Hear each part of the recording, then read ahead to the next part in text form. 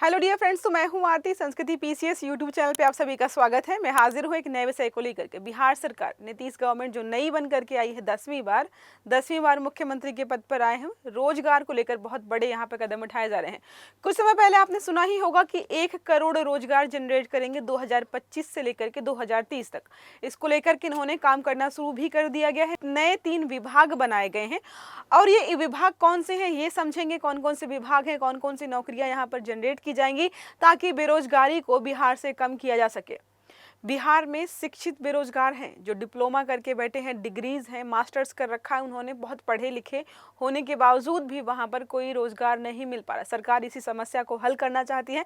तो ये जो न्यूज़ है खासकर बिहार के युवाओं के लिए या बेरोजगारों के लिए कह सकते हैं गुड न्यूज़ होने वाली, क्योंकि 1 करोड़ रोजगार इतना केंद्र सरकार नहीं दे पाती जितना ये राज्य सरकार आपको रोजगार देने वाले हैं। अब विभागों के बारे में बात करेंगे। पहले बात कर लेते क्या है, तो इन्होंने बोला है कि रोजगार और कौशल विकास को तेजी से आगे बढ़ाया जाएगा। 3 नए विभाग बना भी दिए हैं इन्होंने। 2025 से 30 के बीच आपको ये सारी नौकरियां मिल जाएंगी। तो 5 साल आपके लिए गोल्डन अपॉर्चुनिटी है, गोल्डन टाइम रहने वाला। तो इसी बीच जल्दी से पढ़ाई लिखाई जो भी आपको करनी है अच्छे से नौकरी ले लीजिएगा, आपका जीवन यहाँ पर सेटल होने वाला, अगर आप बिहार से बिलोंग करते हैं तो। क्लास को आगे बढ़ाएंगे। पहले बात कर लेते हैं यूपीपीएससी मेंस का 2025 का बैच। जो लोग भी इस बार प्रीलिम्स क्वालिफाई किए हैं पीसीएस का, यूपी पीसीएस का, उनके लिए यहाँ पर मौका होने वाला है कि भाई आप मेंस की प्रैक्टिस अच्छे से कर पाए। तो क्रैश कोर्स भी है, मेंटरशिप प्रोग्राम दोनों ही है।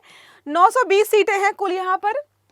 100 दिनों का विशेष कार्यक्रम रहने वाला। तो इसके पहले सीटें भर जाएं, क्योंकि हमें आपको पता ही होगा कितने सारे लोगों ने क्वालिफाई किया होगा और कितने सारे लोग यहाँ पर आसपास रहते होंगे। ऑफलाइन प्रयागराज सेंटर आपको देखने को मिल जाएगा।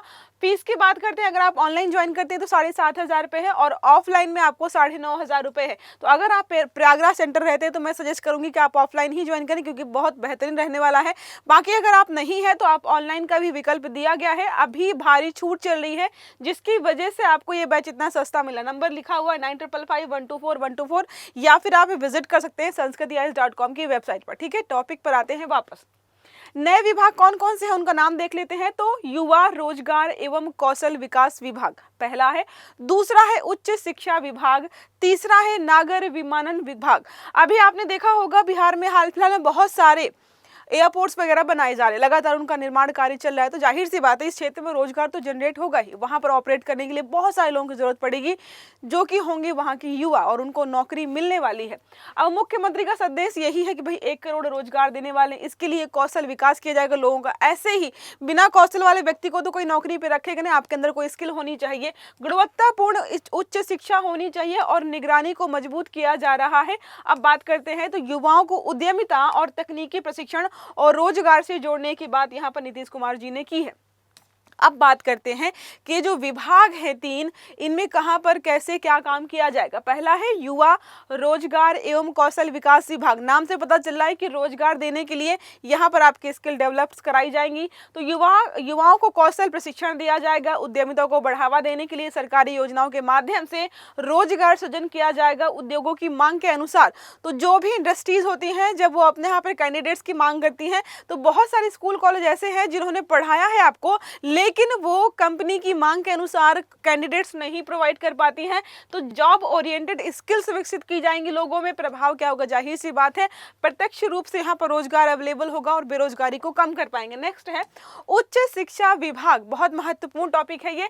कॉलेज और विश्वविद्यालयों में शिक्षा की गुणवत्ता को बढ़ाया जाएगा। ऐसा नहीं कि अब देखिए बहुत सारे लोग ऐसे हैं कि उन्होंने ग्रेजुएशन कर रखा है, पोस्ट ग्रेजुएशन कर रखा है, पीएचडी कर रहे हैं, पता नहीं क्या क्या कौन कौन सी डिग्रियां हैं, लेकिन अगर बात करें कोई स्किल है, गुणवत्तापूर्ण शिक्षा आपने हासिल की, तो उसका होता है 0। नहीं, बिल्कुल भी नहीं। तो तकनीकी, व्यवसायी और उच्च शिक्षा प्रणाली अपनाई जाएगी। वैश्विक मानकों के आधार पर आपको जो है यहाँ पर शिक्षा दी जाएगी। इसका भी लाभ क्या होगा, आपको अच्छे प्रकार के रोजगार मिलेंगे।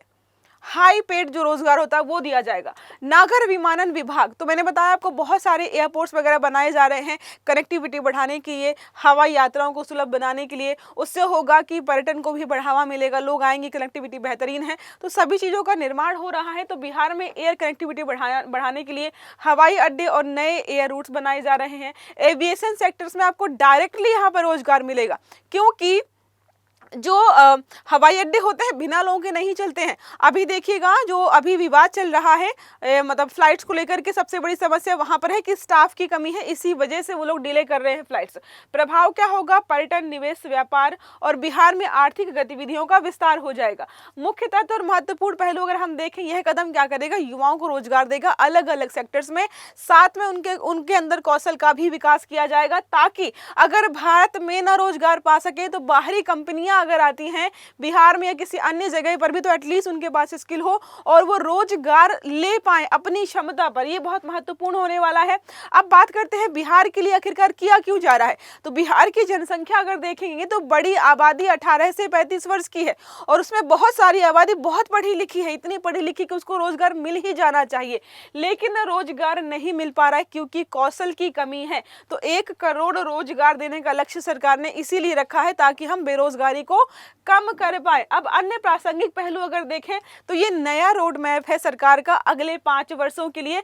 सरकार भविष्य में इन्हीं सारे विभागों और इन्हीं सारी योजनाओं पर काम करने वाली है और सभी जो लोग इससे जुड़े हुए हैं उनको आगे लेकर के जाएगी।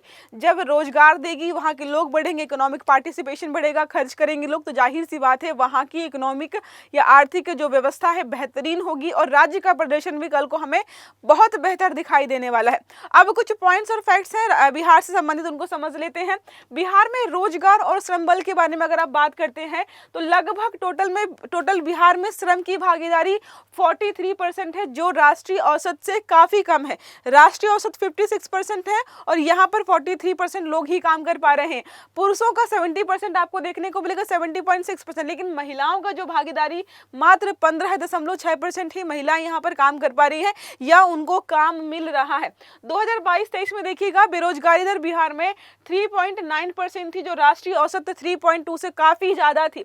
श्रम बल वितरण हमने देख लिया है। अगर बात करें कौन से क्षेत्रों में कितने लोग काम कर रहे हैं, तो कृषि, वानिकी, मछली पालन में सबसे ज्यादा लोग हैं, 49%, 49.6। इसीलिए बिहार को कृषि प्रधान अर्थव्यवस्था मानते हैं क्योंकि सारे लोग यहीं पर लगे हुए हैं। सेवा क्षेत्र में 29.9%, निर्माण में 18.4% और विनिर्माण में केवल 5.7%। इसका मतलब है बिहार में एक क्षेत्र ये है जहां पर बढ़ावा दिया जाए तो बहुत बड़ी मात्रा में हम रोजगार दे सकते हैं। देखो कृषि में क्या है, सैचुरेशन की स्टेट में होते हैं। छिपी हुई बेरोजगारी पड़ी है ना कि एक खेत में 5 लोग काम कर रहे हैं और दूसरे खेत में भी 10 लोग काम कर रहे हैं। वो 10 में से अगर 5 भी काम करें तो काम चल जाएगा, लेकिन कर रहे हैं क्योंकि कोई और काम नहीं है, तो उनको उठा करके हम विनिर्माण क्षेत्र में लगा सकते हैं, तो लोगों को रोजगार भी मिल जाएगा और आर्थिक समृद्धि भी यहाँ पर होगी। अब बात करते हैं किन क्षेत्रों में रोजगार मिलता है और स्वरोजगार की जरूरत है। तो हमने देख लिया कृषि में सबसे ज्यादा मिल रहा है, इसके अलावा जो है कंस्ट्रक्शन हो गया, व्यापार, खुदरा बिक्री। देखिएगा बिहार में जो ज्यादातर रोजगार वाले इलाके हैं वो अनिश्चित प्रकार के हैं। हमेशा डर लगा रहता है कि रोजगार छिन जाएगा, कोई दुकान में काम कर रहा है, किसी स्टोर में काम कर रहा है, इस प्रकार के रोजगार है ज्यादातर वहां पर लोगों के पास। तो इसको हमें खत्म करना पड़ेगा और विनिर्माण और औद्योगिक क्षेत्र में लगाना पड़ेगा। बिहार में अधिकांश रोजगार अस्थायी, अनियमित प्रकार का है, जिससे लोग थोड़ा सा यहाँ पर डरे हुए रहते हैं। अब हम बात करते हैं चुनौतियां क्या है। तो सबसे बड़ी चुनौती यहाँ पर है कि भाई 15% महिलाएं काम कर रही, बाकी कहाँ हैं, उनको हमें यहाँ पर लेकर आना पड़ेगा। अब हमें समझना है कि उनको रोजगार मिल नहीं पा रहा है या वो कर नहीं रही है, ये समस्या समझनी पड़ेगी। शिक्षित बेरोजगारी बिहार में बहुत ज्यादा है। मैट्रिक पास, पीजी और पीएचडी किए हुए बच्चे जो है, खूब बहुत पढ़े लिखे लोग भी यहाँ पर क्या है, बेरोजगार हैं। आप में से जितने लोग भी वीडियो देख रहे हैं सारे ही बेरोजगार हैं, तभी वीडियो देखना पड़ रहा है ये वाला। अगर रोजगार मिल गया होता है तो अपने रोजगार पे फोकस कर रहे होते, और मैक्सिमम देखिएगा देखने वाले लोग बिहार से ही होंगे। औद्योगिक विकास की कमी है। जब ऐसे स्टेटमेंट आ जाए कि जमीन की कमी, जमीन है ही नहीं बिहार में, हम उद्योग कहाँ पे लगाएंगे, तो जाहिर सी बात है यहाँ पर उद्योग तो होंगे ही नहीं। तो बिल्कुल नहीं भाई, बड़े उद्योग, फैक्ट्रियां, उत्पादन इकाइयां बहुत कम है। विनिर्माण क्षेत्र में 6% रोजगार यहाँ पर है, 6% रोजगार है। इसको अगर 10-12% भी कर दें तो कितनी सारी बेरोजगारी ऐसे ही खत्म हो जाएगी, लेकिन अभी इस पे क्षेत्र पे काम किया नहीं जा रहा है। पलायन बहुत ज्यादा है, जब रोजगार है ही नहीं, चाहे वो पढ़ा लिखा हो चाहे वो अनपढ़ हो, दूसरे राज्यों की तरफ पलायन कर रहे हैं रोजगार की कमी की वजह से। इनफॉर्मल इकोनॉमी पर अधिक निर्भरता है, वही सारी है यहाँ पर कि कृषि, मजदूरी, निर्माण काम, इन सब पर जो निर्भर हैं। अनौपचारिक नौकरियों पर निर्भरता बहुत ज्यादा है, इससे आर्थिक असुरक्षा होती है भाई। अब कोई मजदूर है, कृषि मजदूर है, उसको महीने में 10 दिन काम मिला और 20 दिन काम नहीं मिला, तो असुरक्षा है कि मिलेगा कि नहीं मिलेगा। सामाजिक अस्थिरता बढ़ती है, कभी पैसा है कभी पैसा नहीं है, कभी लाइफ बहुत बढ़िया है कभी लाइफ बहुत खराब है। तो इन सब समस्याओं को हो सकता है सरकार आने वाले 5 सालों में कम कर सकती है। अब बात करते हैं कुछ चीजें यहाँ पर। तो पढ़े लिखे जो बेरोजगार हैं उनके बारे में यही बताया कि IIT डिप्लोमा हायर सेकेंडरी तक पढ़े हुए हैं, लेकिन रोजगार की कमी की वजह से यहाँ पर बेरोजगारी है, कौशल की बाजार। अब देखो, एक तो ये है कि ये लोग पढ़े लिखे हैं, रोजगार नहीं है। दूसरी समस्या पता है क्या, ये लोग पढ़े लिखे तो हैं, BSc कर रखी है, MSc कर रखी है, BA कर रखा है, MA कर रखा है, लेकिन स्किल्स नहीं है। जो कंपनियां मांग करती हैं कि हमारे पास यहाँ पर हायरिंग हो रही है, हमें जो है किसी व्यक्ति के अंदर इस प्रकार के स्किल चाहिए, वो लोग हैं ही नहीं इस लायक, तो कैसे इनको हायर किया जाएगा। इसलिए सरकार फोकस कर रही है कि हम कौशल युक्त उच्च गुणवत्ता युक्त शिक्षा देंगे। भाई तुम पढ़ो लिखो, एटलीस्ट रोजगार लेने लायक तो बनो, हम दे रहे हैं, देंगे रोजगार। अब प्रश्न हमारा है, हाल ही में बिहार सरकार ने रोजगार को बढ़ावा देने के लिए किन नए विभागों का गठन किया है। पहला है युवा रोजगार एवं कौशल विकास विभाग, दूसरा है उच्च शिक्षा विभाग, तीसरा नगर विमानन विभाग और चौथा ऑप्शन हमारा है उपरोक्त सभी। सही आंसर देना आपको कमेंट बॉक्स में। अगर वीडियो अच्छा लगा तो लाइक करना है, चैनल को सब्सक्राइब नहीं किया तो कर लीजिए, ताकि इस प्रकार के सारे वीडियो आपको समय पर मिलते रहें। तो अच्छे से पढ़िएगा। Have a good day. Thank you.